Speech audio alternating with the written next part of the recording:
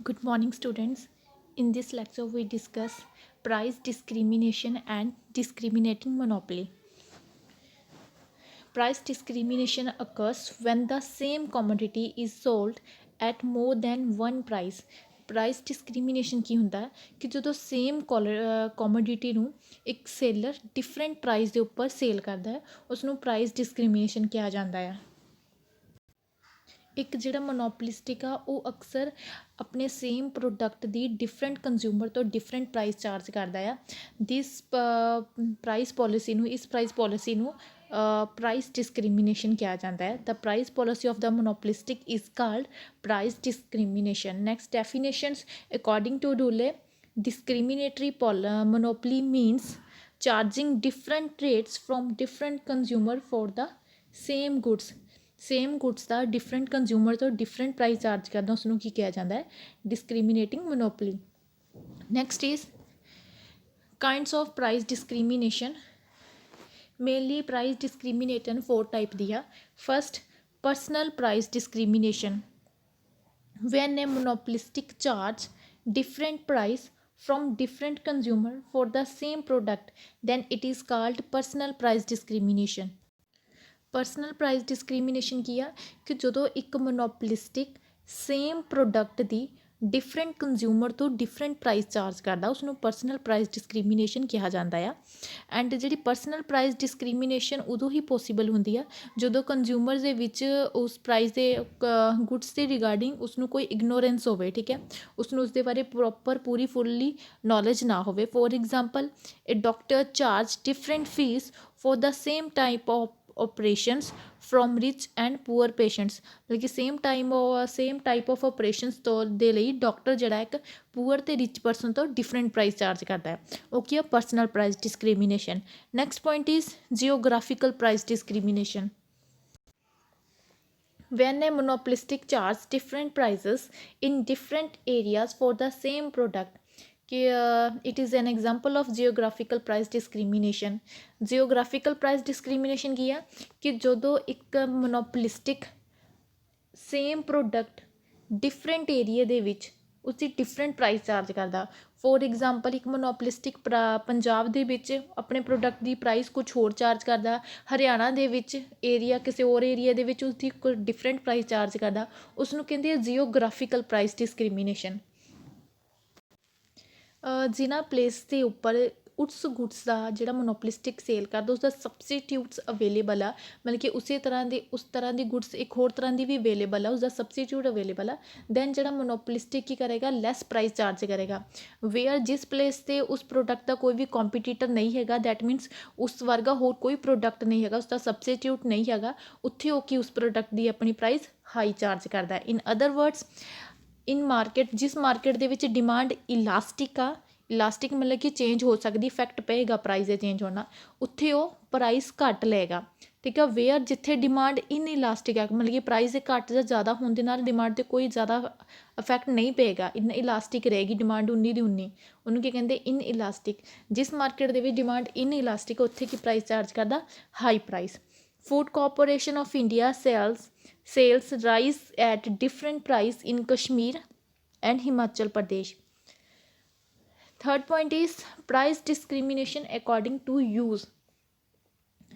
when a monopolistic charge different price for different use of the product, then it is called price discrimination or trade discrimination according to use।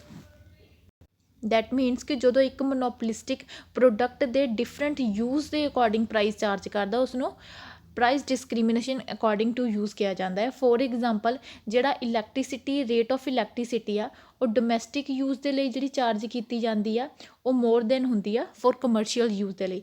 That means domestic use ਦੇ ਲਈ charge ਅਤੇ commercial use ਦੇ ਲਈ ਜਿਹੜੀ electricity ਦਾ charge ਆ ਉਹ different ਹੁੰਦਾ ਹੈ। Next is price discrimination according to time. Many public monopolistic sell the same product at different price at different times।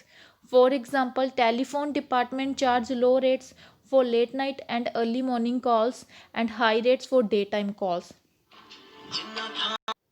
ਕਈ ਵਾਰ ਇੱਕ ਮੋਨੋਪਲਿਸਟਿਕ ਸੇਮ ਪ੍ਰੋਡਕਟ ਨੂੰ ਡਿਫਰੈਂਟ ਟਾਈਮ ਪੀਰੀਅਡ 'ਤੇ ਡਿਫਰੈਂਟ ਪ੍ਰਾਈਸ 'ਤੇ ਸੇਲ ਕਰਦਾ, ਉਸਨੂੰ price discrimination according to time ਕਿਹਾ ਜਾਂਦਾ ਹੈ। ਫੋਰ ਐਗਜ਼ਾਮਪਲ ਜਿਹੜਾ ਇੱਕ ਟੈਲੀਫੋਨ ਡਿਪਾਰਟਮੈਂਟ ਆ ਉਹ ਲੇਟ ਨਾਈਟ ਕਾਲਸ ਦੇ ਲਈ ਲੋ ਰੇਟ ਚਾਰਜ ਕਰਦਾ ਹੈ ਐਂਡ ਡੇ ਟਾਈਮ ਦੇ ਵਿੱਚ ਹਾਈ ਰੇਟਸ ਚਾਰਜ ਕਰਦਾ। Next is degree of price discrimination. Price discriminations ਦੀ ਪਾਵਰ ਨੂੰ 3 ਕੈਟਾਗਰੀਜ਼ ਦੇ ਵਿੱਚ ਡਿਵਾਈਡ ਕੀਤਾ ਗਿਆ ਹੈ। First is discrimination of the first degree.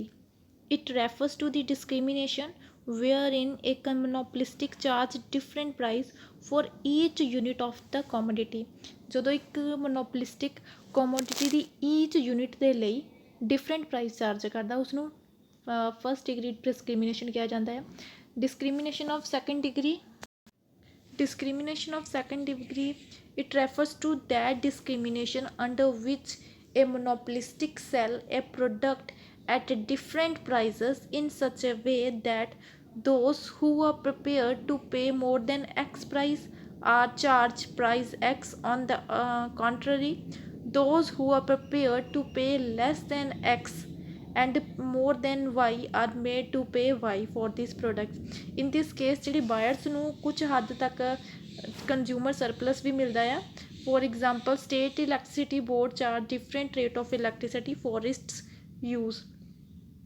Next is discrimination of third degree. It refers to that discrimination under which a monopolistic divide the entire market of a product into 2 or 3 categories and charge different price from each group. ਕਿ ਮੋਨੋਪਲਿਸਟਿਕ entire market ਨੂੰ 2 to 3 ਦੇ groups ਦੇ ਵਿੱਚ different groups ਦੇ ਵਿੱਚ divide ਕਰ ਦਿੰਦਾ ਅਤੇ ਹਰ ਇੱਕ ਡਿਫਰੈਂਟ ਮਾਰਕੀਟ ਗਰੁੱਪ ਤੋਂ ਡਿਫਰੈਂਟ ਪ੍ਰਾਈਸ ਚਾਰਜ ਕਰਦਾ ਉਸਨੂੰ ਥਰਡ ਡਿਗਰੀ ਡਿਸਕ੍ਰਿਮੀਨੇਸ਼ਨ ਕਿਹਾ ਜਾਂਦਾ ਹੈ। Next is conditions of price discrimination. Price discrimination refers to charging of different price from different consumers by the monopolistic.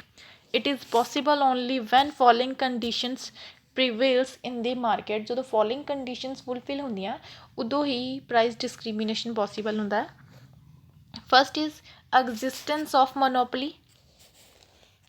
Price discrimination is also called discriminating monopoly. It is evident that price discrimination is possible only under condition of monopoly.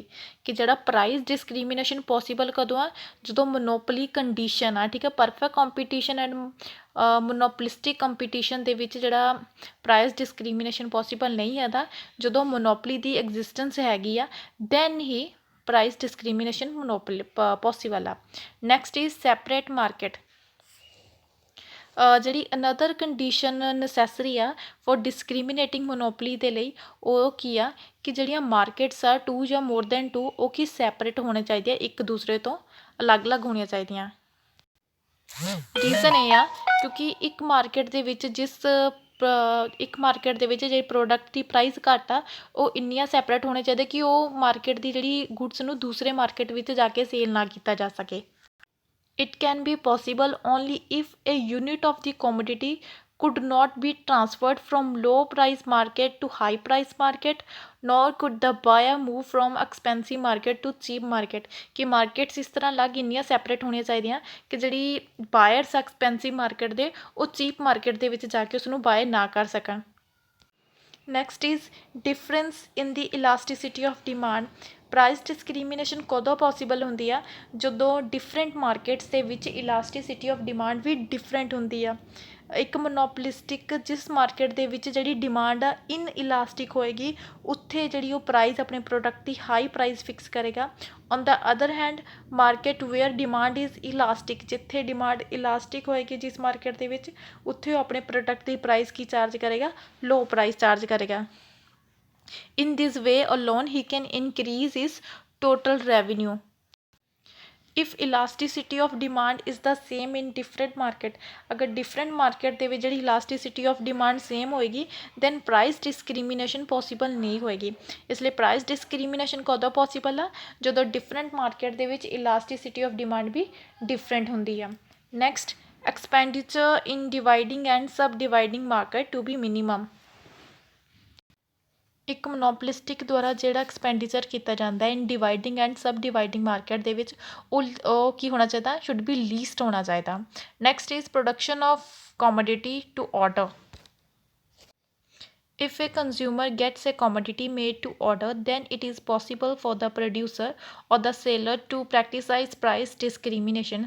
Suppose ਇੱਕ furniture maker ਆ, ਠੀਕ ਹੈ, ਉੱਥੇ ਇੱਕ sofa set ਆ ਜਿਸ ਦੀ price ਕੀ ਹੈ 15,000 ਆ, ਬਟ ਇਫ ਇੱਕ ਕੰਜ਼ਿਊਮਰ ਸੋਫਾ ਸੈੱਟ ਚਾਹੁੰਦਾ ਆਪਣੇ ਆਰਡਰ 'ਤੇ ਬਣਾਉਣਾ ਚਾਹੁੰਦਾ ਹੈ, ਦੈਨ ਫਰਨੀਚਰ ਮੇਕਰ ਕੀ ਕਰ ਸਕਦਾ, ਉਸ ਤੋਂ ਪ੍ਰਾਈਸ ਕੀ ਚਾਰਜ ਕਰ ਸਕਦਾ, ਸੋਫਾ ਸੈੱਟ ਦੀ 16,000.